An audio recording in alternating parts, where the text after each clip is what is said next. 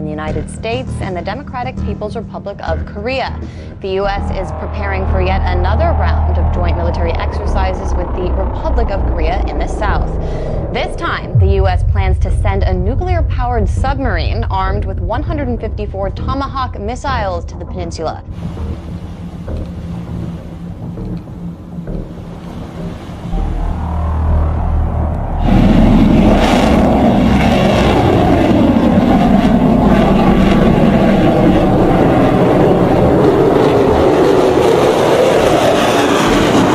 Reports say the USS Michigan is slated to arrive at the port city of Busan in South Korea this weekend. By next week, the submarine will reportedly conduct joint military drills with the USS Ronald Reagan, a U.S. aircraft carrier, simulating all-out war against the North.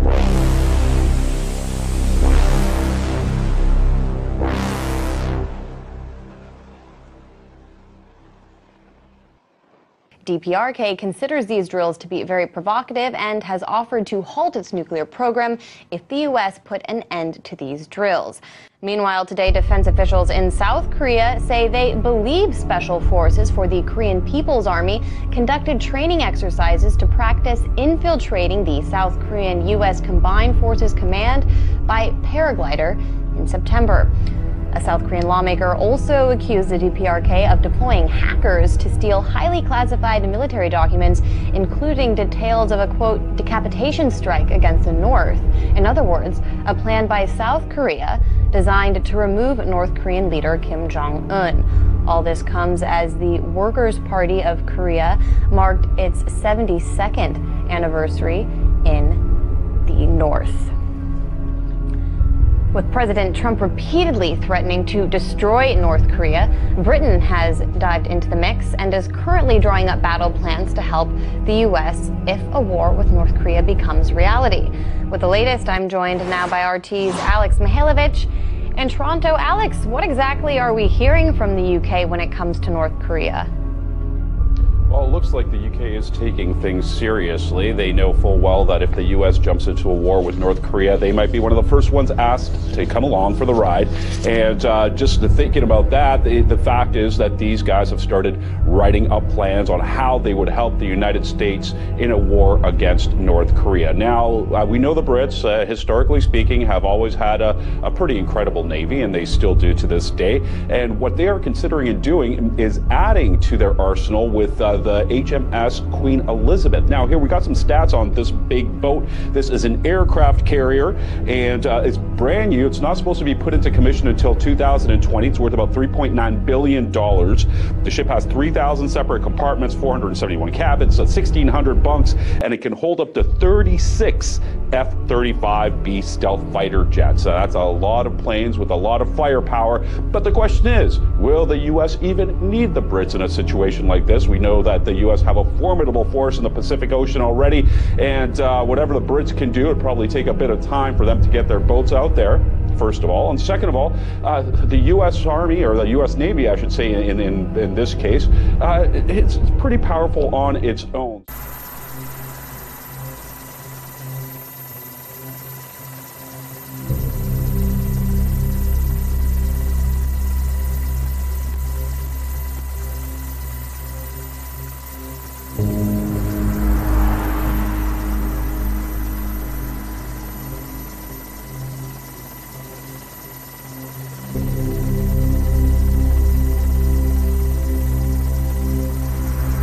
So many British people are questioning why Britain would even get into this game, knowing full well that this really is not their battle, other than the fact that their Secretary of Defense keeps telling them that North Korea's missiles can reach London more easily than they can reach Los Angeles, since London is actually closer, geographically speaking. It's a timely opportunity for South Korea to show off its military hardware, given the current standoff with North Korea. We are doing our best to show the strength and resolve of the Army through this festival. We believe it gives the public trust in the Army. The equipment is being boosted with the biggest increase in military spending in decades. South Korea says it wants dialogue with North Korea, but it must be accompanied by a strong military.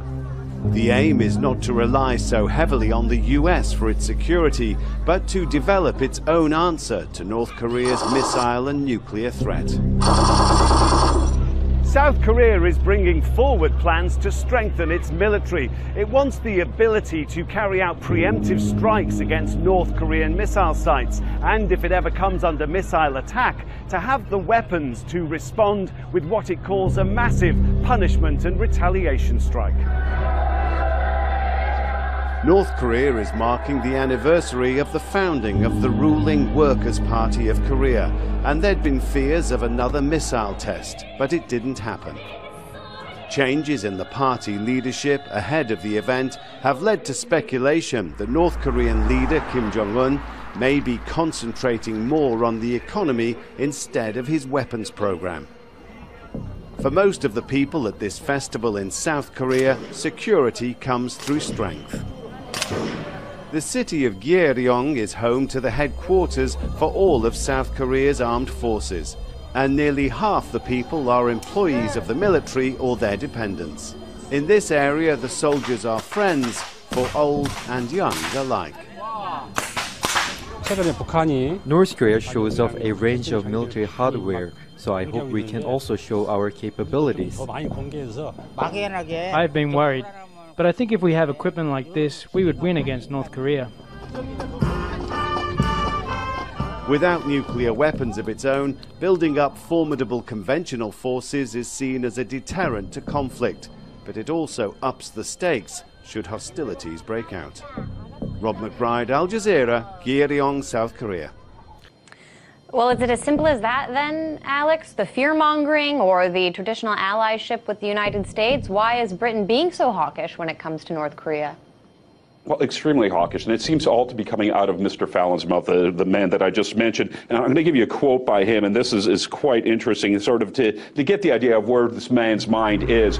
Today, the nuclear dangers are intensifying from a reckless North Korea and increasingly aggressive Russia. Nuclear weapons remain the only credible way to deter the most extreme dangers, reminding any aggressor that the benefits of an attack would be vastly outweighed by the consequences. And that's the British Defense Secretary Michael Fallon saying that. Now, Michael Fallon, look, the West has a lot of reasons to be afraid of what's going on. 6 nuclear tests in recent months, a couple of missiles shot over Japan by North Korea. But the fact of the matter is you have to kind of sit back and think about why is this going down. Kim Jong-il is not a stupid man, or Kim Jong-un, I should say. He's not a stupid man. He's looking at the situation where he saw somebody like Gaddafi go down, somebody like Saddam Hussein go down, because they didn't have deterrence. So he's trying to protect his own regime with this type of weaponry, and he's asking to negotiate. He's telling President Trump, let's talk about you guys sending all these weapons and doing these drills over in South Korea. So that's one big thing. And one thing that Mr. Fallon does not address is that China is the factor here, not the Brits, not the US. China is the country that's dealing most closely with North Korea. China has put up some stringent sanctions against North Korea.